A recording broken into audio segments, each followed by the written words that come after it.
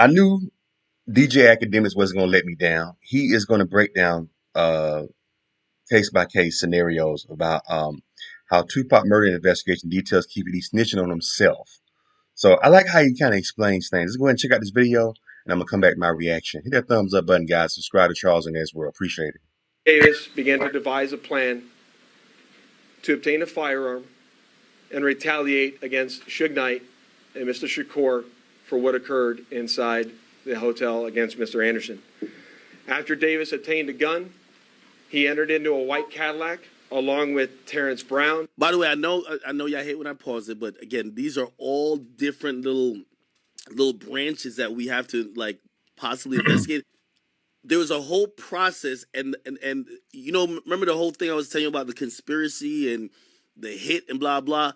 The obtaining of the gun that eventually gets used for the murder connects or leads down a path of maybe there was a bigger plot than just, oh, we're just gonna kill. You know what I mean? Because it brings other people into it. So how we obtain the gun brings other people into it, which connects with a bigger conspiracy. That's when All right, let's see. Dwayne Davis. So the driver was Terrence T. Brown. Then you had DeAndre Dre Smith, and then on the right side you had Dwayne Keefe D. Davis, and you had Orlando Baby Lane Anderson. Okay, allegedly the trigger man is the one in the right back seat. His uncle, the one who got arrested, is the one in the front seat.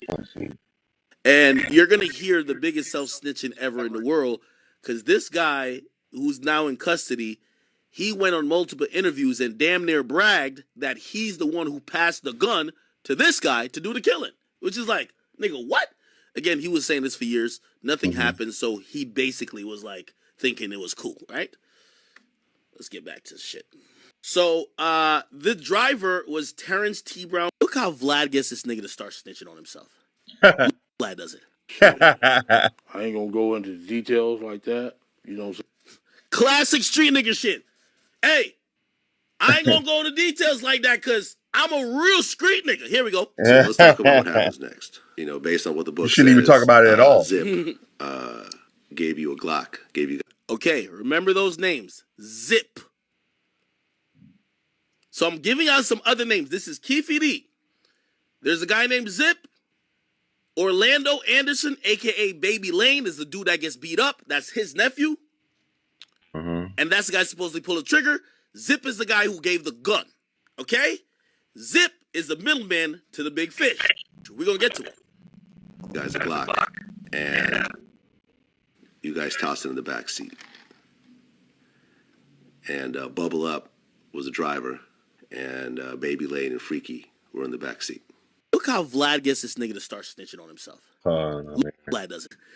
Vlad did his research so good. Vlad is telling him where people is in the car. You know why? Because he already snitched other places, just nobody put it together. So Vlad is saying, that person's in the driver's seat, you're here, there's two niggas in the back. And Vlad is surprising this guy with the story. You know what the guy say? Let's just say we in the car, because he's trying to be street and not give the info up. This was the white Cadillac. Yeah. Okay. So you guys are driving around, and then you hear these girls say, Tupac, Tupac. By the way, I seen somebody just mention, somebody said Zip was a gangster dude out of New York. Yeah, that's well known. That's where the story gets deep. Why is there a New York nigga connected to this whole thing? And also, keep in mind, there's a whole beef between Coast, allegedly, at that point. Here we go. Vlad did his research so good. Vlad is... No, we coming up, what's the name? What's that, Flamingo? Yeah, I think that's Flamingo. We was coming up Flamingo and got to the light. We was going to go drink and smoke some weed, and he happened to be hanging out the window. He's hanging out the window like he was in a parade. Tupac. Yeah, he was. Yo, Pac was So what happens next? And we just came, and shit. I ain't gonna go into details like that. Why not? You know what I'm saying? Why not? But, You got it in a book. You done played it, everything else. You know what I'm saying? Yeah. No, we coming up. What's the name? So someone from your car started shooting. Huh. At Tupac and Suge. Lane starts blasting. Okay, so let me pause this right here. This audio you're hearing is the LA proffer session that got recorded. By the way, the audio of a proffer session should never come out. Right. But here's also the caveat. He has to tell the truth. Yeah. You say Suge looks over, he sees you. He looks right at you. Yeah, he looks at me. Okay. When he looks over at you, and then Tupac's busy getting shot. Evidently, the story is Tupac's trying to either get out in the back seat or something. Yeah. What do you see happening inside their car? I seen a bullet going Suge's head. I thought he was dead. I thought he was dead. So Orlando shot across Dre? He leaned over on the window. We rolled down the window, popped. So someone from your car started shooting. Who was it? They would drove on my side. I would have popped him. You know what I'm saying? So this is the actual recording of the profit agreement that he they called King for a Day, which you can talk about whatever crimes you were involved with, and it won't affect. As long as you give them something, that'll get you out whatever they brought you in for. So if he gave up something that was big, they've been trying to investigate, you can get out of it, but you can't talk about it no more. So this is the actual recording. But they was on the other side. Right.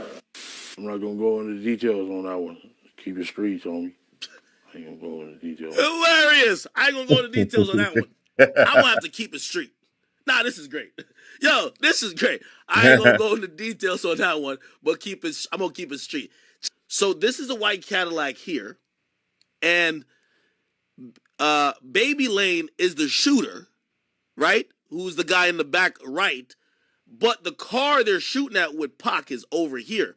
So they're saying he leans over this nigga and then dumps, okay? He dumps out the window because apparently the gun that Von Zip had gave Keefe D, I guess when it came time to do the murder, he threw it in the back and said, all right, one of y'all niggas could do the do, right?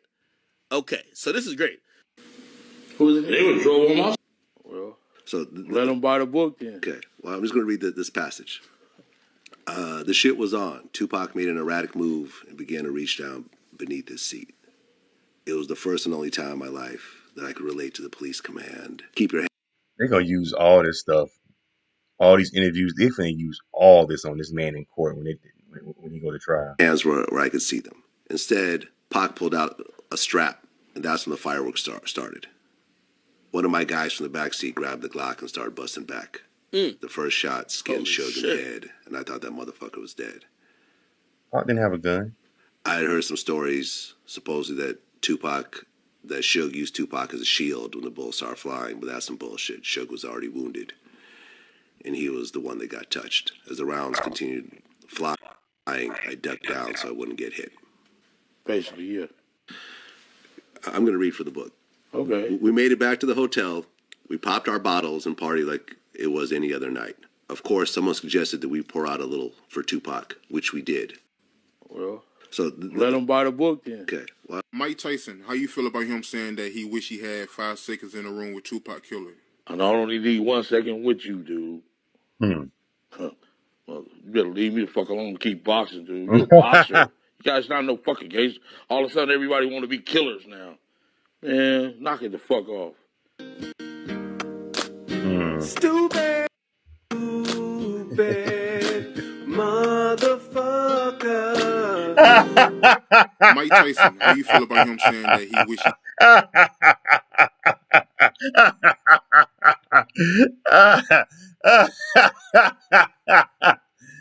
Oh, snap. That was real dumb, man. But check this out, though. I'm thinking that Greg Caton released, I guess he felt like he could go out and make money off the Tupac shooting, being that he didn't commit it and being that he did that profit agreement.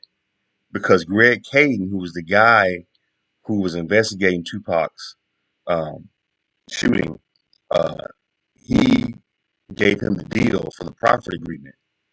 But then they're saying that Greg Caton turned around and released the audio for profit and was going on this whole, and they wrote a book and they went on this whole tour campaign, different podcasts, Vlad TV included,